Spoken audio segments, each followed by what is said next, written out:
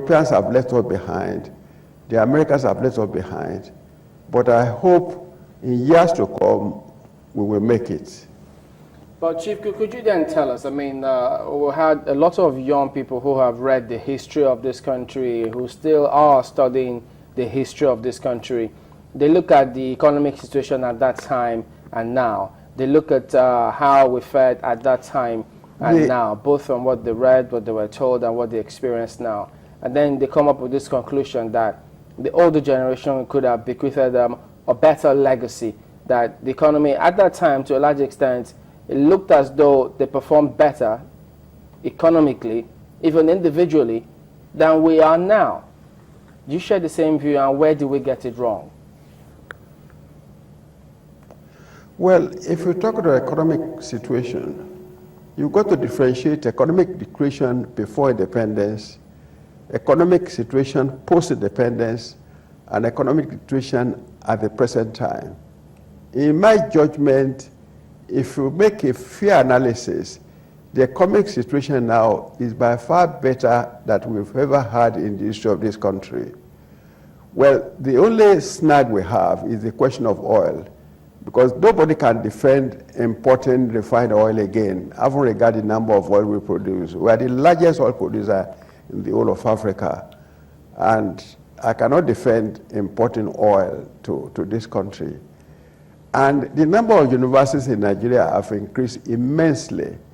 There is no country in the whole of Africa that has as many universities as Nigeria. The same thing with secondary schools, teacher training colleges, and primary schools. So if you do a fair balance, I think Nigeria has done extremely well in the whole of Africa. I read recently in the Economic Magazine of London and a number of journals that economically, Nigeria is now the greatest in Africa, and I have reason to subscribe to that. In February this year, I was in South Africa at the University of Cape Town to deliver a lecture, and the impression I have and what people told me was that there is no doubt that now Africa is the greatest continent in Africa. Don't let us run ourselves down. Let us maintain a fair balance. Nigeria has not done as well as we should have done. I must concede that. But on the balance, we have done better than any other country in Africa. What makes us say that? Because yes, we have the biggest economy in Africa, because recently our GDP was recently rebased, and we found out that yes, looking at the measurements, we do have the biggest economy in Africa. But when we look at the money available to each individual, looking at our per capita income, we're still not there yet. We're not the first in Africa. Should that really give us reason to hope, considering that we used to be bigger in terms of what we made and also the money that was available to every Nigerian?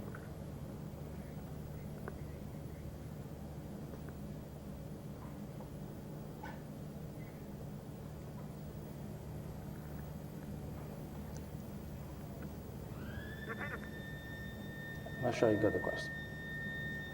I was just, well, I guess it was rather lengthy though, so maybe we should summarize the particular question.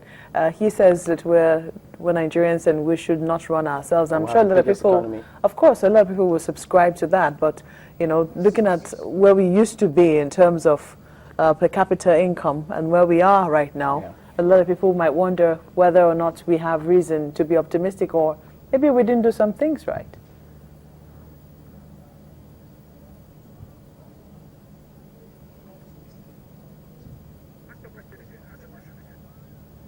Chief, I don't know if you can hear me. Yes, I can hear you now, but I was not hearing you Okay, before. I was just wondering, looking at, you know, the decline in our per capita income, because a lot of people say if you compare the GDP, yes, it will be the biggest economy, but if we look at our per capita income, we're not first in Africa. Can we really say that, you know, in all fairness, we're doing well by our citizens?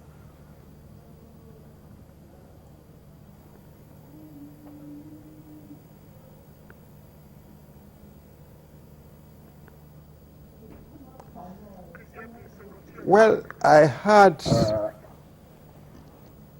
your comment on the per capita income, but I did not hear the other part of your comment. Okay, That is the problem.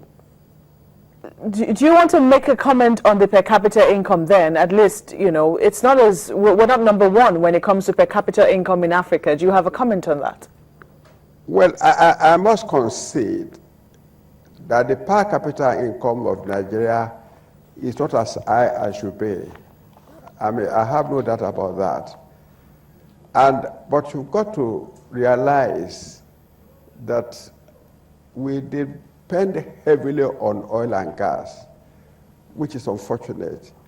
We should move further to other materials like cocoa, like palm oil, granite, and other minerals. Nigeria has enormous minerals. The greatest problem we have is relying too heavily on oil and gas. We should move away from that. If we move away from that to other materials, I'm sure we will maintain a fair balance. I'm going to take you back again to the national conference, which you participated in very recently. In setting up that conference, I mean, the president made the speech setting up that conference last year, October 1. This year, the national conference has been done, recommendations have been given. What sense did you get while at that particular conference? Did you get the sense that Nigerians felt that they were moving forward at the conference? The conference consists of 18 or 20 committees, and the report we submitted to the president has been distributed, I hope, to all the members of the committee. I don't want to pass a judgment on the report. Otherwise, I might be passing judgment on something on which I took part. But if you allow me to make a comment, I think it's one of the best judgments we ever made in the history of this country. And I hope our universities, secondary schools, the press, and members of the public will have the opportunity of reading that report. It is a very, very good report. And a committee of 6 has been set up to work on the implementation of that committee. Again, I look at the members of the committee and the chairman, and they're among the best people in this country. Again, I hope that whatever they recommend will be implemented, and that the present government will have the opportunity of implementing them. Did we reach the resolutions which we made? Would you say that it addressed most of the problems? Because one of the reasons why the president set up that committee was because he felt that we were divided, ethnically speaking, in the areas of religion, tradition, you know, some of these areas. Did we address it? Do you think that it's going to be drowning a lot of talk in the coming months when the recommendations are implemented? There is a very wrong notion that there was division. There is also a very wrong notion that there was division. That is not true. There were arguments, there were debates, there were different views. Of course, it can be otherwise. You have a committee of more than 400 people, from the most brilliant to the average and to the others. So I listened to all the debates, and I've read all the reports. And in my view, I think it's one of the best reports I've seen in the history of this country. Oh, Chief, I wasn't making reference to divisions or, you know, the debates at the conference. I was referring to the president's speech last year when he said that, I admit that these may not be the best of times for our nation. Our people are divided in many ways, ethnically, religiously, politically, and materially. I cannot hide from this reality. I cannot hide from my own responsibilities. It was saying that it was on this basis that he constituted the advisory committee, which gave us the national conference. Did you get a